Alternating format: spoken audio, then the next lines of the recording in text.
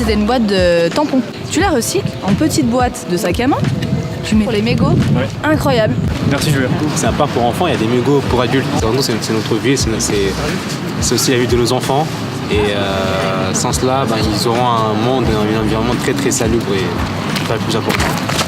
C'est mon frérot ça. C'est mon frérot.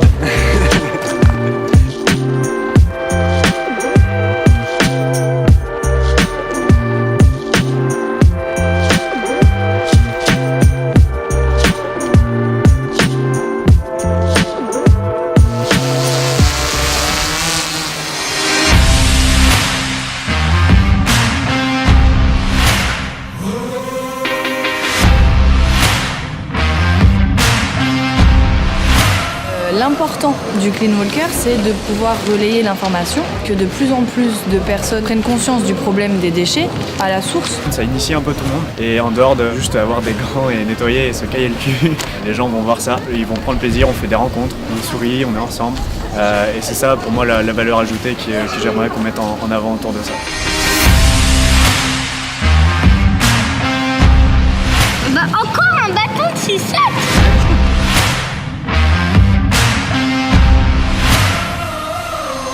Quand on voit un déchet par terre, peut-être c'est pas nous qui l'avons posé. À partir du moment où nous on le voit sur notre trottoir en bas de chez nous, l'idée c'est que ça devient notre déchet aussi parce que c'est notre trottoir au final, c'est notre ville, c'est notre planète. Il y a un merdier pas possible sous ces grilles.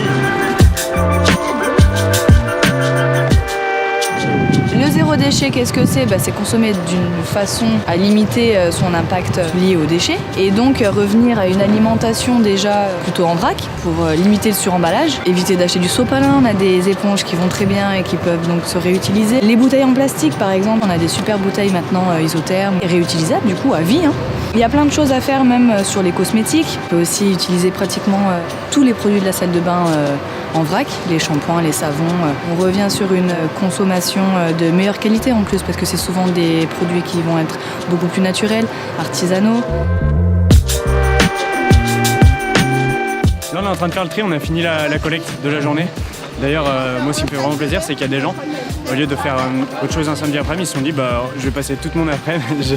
J'ai vu dans le reflet qu'il y a des gens vraiment qui se sont dit ok, il y a un truc qui se passe à Chambéry, je vais passer toute mon après-midi à ramasser des déchets en fait. Je vais donner mon temps et ça c'est un respect énorme. Ils se sont dit on va faire une bonne action et ça je respecte énormément. Du coup la collecte est terminée et là ce qu'on fait avec les images que vous voyez, c'est qu'on fait le tri des déchets, un peu de pédagogie parce qu'on n'a pas fait ça pour rien, pour tout mettre dans la même benne non plus. On apprend à tout le monde comment trier tout ça, on met dans les bennes que la ville nous a données tout simplement pour l'événement et voilà.